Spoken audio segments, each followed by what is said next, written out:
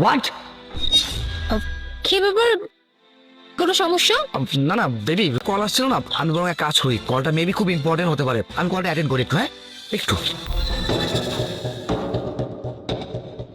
এই যে আপনার চায় বিষ মেশানো আছে। এই চুপ করুন, আর একটা বাজে কথা বলবেন না। তার মানে আপনি কি বলতে যাচ্ছেন? আমার ওয়াইফ চায়ের মধ্যে বিষ মিশিয়ে আমাকে মারতে যাচ্ছে, যেখানে ম্যাডামকে বিষ দিয়ে গেছে আপনাকে মারার জন্য। এই নাও, তুমি যেভাবে যেভাবে বলছো সেভাবে সেভাবে নিয়ে আসছি। যাই হোক, এরপরে করো কিন্তু। সরি বেবি, আমার একটা কল আসছে। হ্যালো,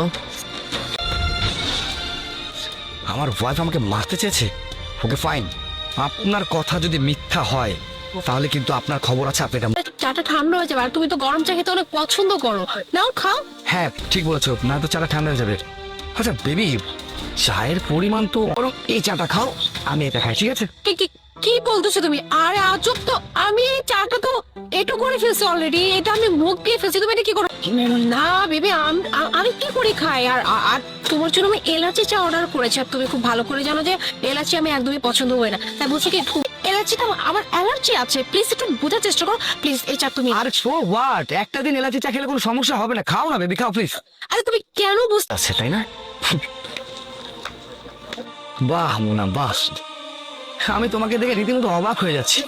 তুমি তোমার স্বামীকে মার, সেই মেয়ে কিনা আমাকে মারার জন্য চায়ের মধ্যে বিষ মিশিয়েছে। তুমি না আমার ভাবনা চিন্তার অনেক অনেক বাইরে না। আমি তো জন, আমি তোমাকে বুঝিয়ে তুমি আমাকে কি এক্সপ্লেন করবে, আর তুমি কি বোঝাবে আমাকে? তুমি কি ভেবেছো একদিন সামনে আসবেই, আর সেই দিনটা আজকে চলে এসেছে। তোমার সমস্ত মুখোশ আজকে খুলে গেছে মোনা। কিসের জন্য?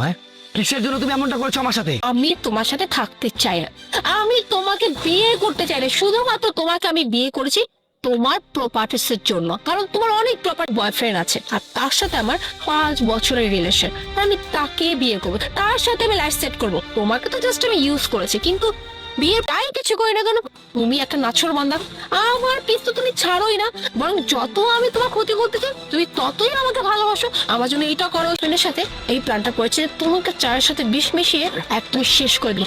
এরপর লিগালি আমি যেহেতু তোমার ওয়াইফ, তো তুমি মারা যাওয়ার পরে তোমার কিন্তু তোমার সমস্ত প্ল্যানের মধ্যে আমি পানি ঢেলে দিলাম, তাই না? আফসোস, তোমাকে দেখে না আমার খুব আফসোস হচ্ছে। লজ্জা করলো না একটাবার এরকম চিন্তা ভাবনা করতে? না এই সম্পত্তি তোমার না, তোমার পরিবারের না, তোমার 14 গোষ্ঠী কারো, এই সম্পত্তি আমার এবং আমার বাবার দেওয়া। তুমি তাকে আগলে রাখবে, তার সমস্ত রাগ ভাঙিয়ে সবসময় তার সাথে থাকবে। আর তুমি তো তেমনই স্বামী দিয়েছিল, তারপরেও তুমি আমার সাথে এত বড় বিশ্বাসঘাতক। আমিও তোমার সাথে পাল্টা গেম খেলবো। এখন তোমার সাথে আমার দেখা হবে সোজা কোর্টে, কারণ আমি তোমার এবং তোমার বয়ফ্রেন্ডের নামে মামলা করব। হে দিও না। হ্যাঁ আমি মানছি যে আমি অনেক বড় একটা ক্রাইম করেছি, আমি তোমাকে মারার প্ল্যান করেছি, কিন্তু কিন্তু দেখো আফটার আমি তো তোমার ওয়াইফ, তাই না? তুমি আমাকে বিয়ে করেছো, আমি আজকে পর থেকে এমন কিছু করবো না, আমি আমার বয়ফ্রেন্ডকে ছেড়ে দেবো। আমি তোমার সাথে বাকি জীবনটা কাটাতে চাই। Just shut up, Mona. No more explain please. হ্যাঁ, জীবনের কোনো ঝুঁকি নিয়ে তোমার মতো মেয়ের সাথে সংসার করতে হবে। তোমাকে তো আমি ডিভোর্স দিব, এটা 200% শিওর। এন্ড তোমাকে আমি জেলের ভাত খাওয়াবো। কি ব্যাপার ভাইয়া, খাবারটা রেখে দিলেন কেন? আমাকে দিন, আমি কতক্ষণ যাবো দাঁড়াইছি এখানে। আপা এই খাবারটা তো আপনার না, আপনারা দিতেছি, একটু দাঁড়ান। আরে ফাজলামি করতেছেন নাকি? হ্যাঁ এই যে আপা। আজব ভাই, আপনার মতো মানুষ আমি আর দ্বিতীয়টা দেখি নাই। মানে মানুষ কি লাইনে তারা করে একটা খাবার প্যাকেট সুন্দর মতো। আমি তো আপনার এখানে প্রায় সময় আহি, কিন্তু এরকম কখনো করতে দেখি নাই। খাবার এক প্যাকেট রাখা দিলেন, ওই আপারে দিলেন না। ভাই আপনি তো না, এই খাবারটা আমি কারো কাছে বিক্রি করি না, এটা আমি আল্লাহর নামে রেখা দিই। আল্লাহর নামে? ভাই এটা কি করলেন? আল্লাহর নামে মানে তো বুঝলাম না। তা আল্লাহর নামে মানুষ আছে মানে যাদের কাছে টাকা পয়সা থাকে না, এমন মানুষ আছে ভাই, মানে খাইবো যে তার কাছে টাকা নাই, মানে লজ্জায় কইতেও পারে না। তা আমি ওই মানুষ খাবারটা খাওয়ার পর যে খুশি হয়, খুশি হয়ে যে ভাই মানে আমার জন্য দোয়া করে, এইটা ভাই আমি আপনার বলে বুঝাইতে পারবো না, এর আত্মতৃপ্তি যে কতটুকু। এই জন্য আমি সবসময় কাজটা করি ভাই, বুঝছেন? ভাই আপনার তো অনেক ভালো একটা কাজ করেন। আসলে এটা শুনেও আমার ভিতরেও ভালো লাগতেছে। আপনার লোকে কথা না কইলে আমি। আচ্ছা ভাইয়া, আমার তো কোনো রেস্টুরেন্ট বা দোকান নেই, আমি আপনার মতো এরকম একটা ভালো কাজ কি করে করতে পারি? আপা ইচ্ছা থাকলে উপায় হয়, যদি না পারেন তাহলে কি করবেন জানেন? আপনার আশেপাশে দেখবেন অনেক ক্ষুধার্ত পশু পাখি থাকে, আপনার এই খাবার থেকে কিছু পরিমাণ খাবার যদি আপনি ওইসব পশু পাখিকে দিয়ে দেন, আল্লাহ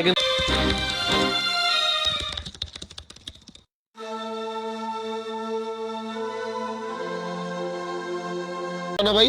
না ভাই এখন তো ওই দোকানটা নাই গা ভাই। নাইগা? তাহলে ভাই দোকানের লোকটারে ভাই কই পাবো ভাই, একটু কইতে পারেন? ওই সামনে যান ভাই, সামনে মার্কেটে যান, কয়েকটা দোকান আছে।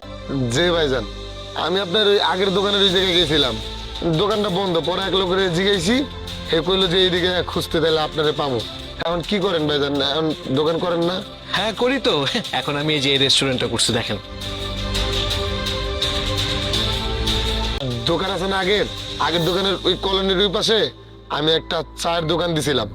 কিন্তু ভাইজান প্রথম প্রথম না আমার চায়ের দোকানটা একদম চলতেছিল না।